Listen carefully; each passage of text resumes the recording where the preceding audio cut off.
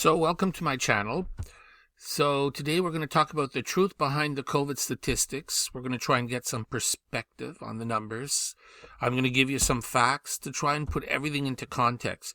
Because right now we seem to be in an insanity mode, which is doing the same thing over and over again and expecting a different result. So let's get started. The first thing we want to check is the United States death statistics for 2019. The number of deaths in 2019 were 2,855,000 in the U.S. This includes every type of disease, accident, you name it, it's in those numbers. So the U.S. has a population of 328 million in 2019.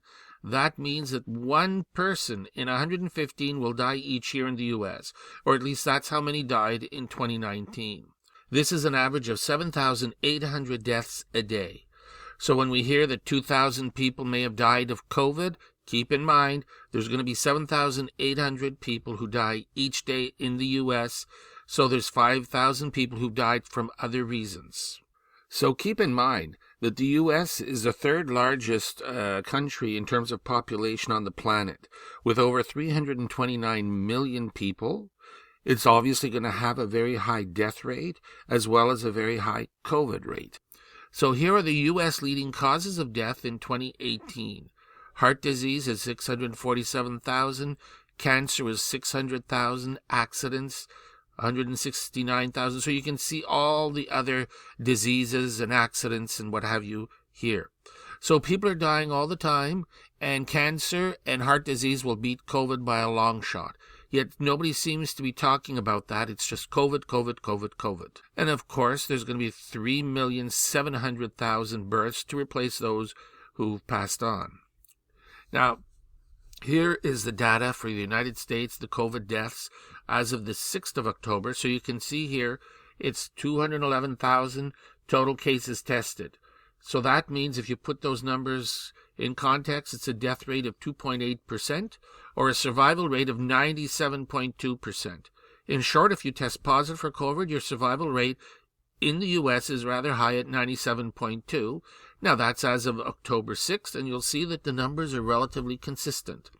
7,319,000 survived being tested positive, and if you look at worldwide, it's about the same at 97.1%. As a survival rate.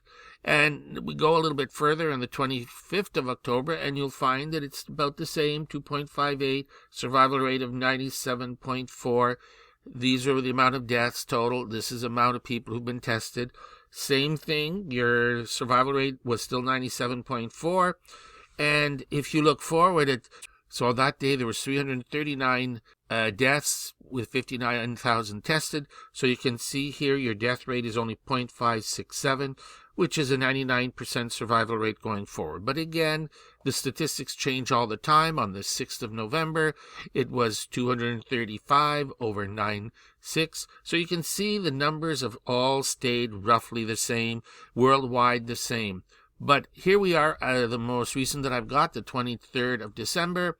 So again, the death rate is now 1.76, which is 326,000 deaths on 18.5 million, or survival rate is 98.24.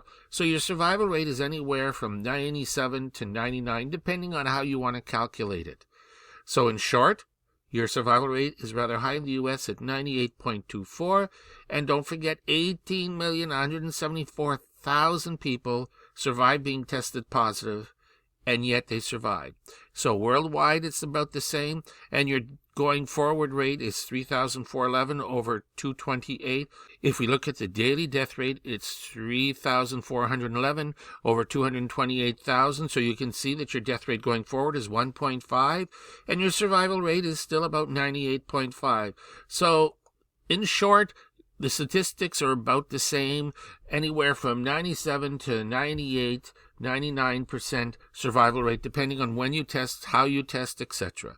And I would imagine it's the same thing internationally.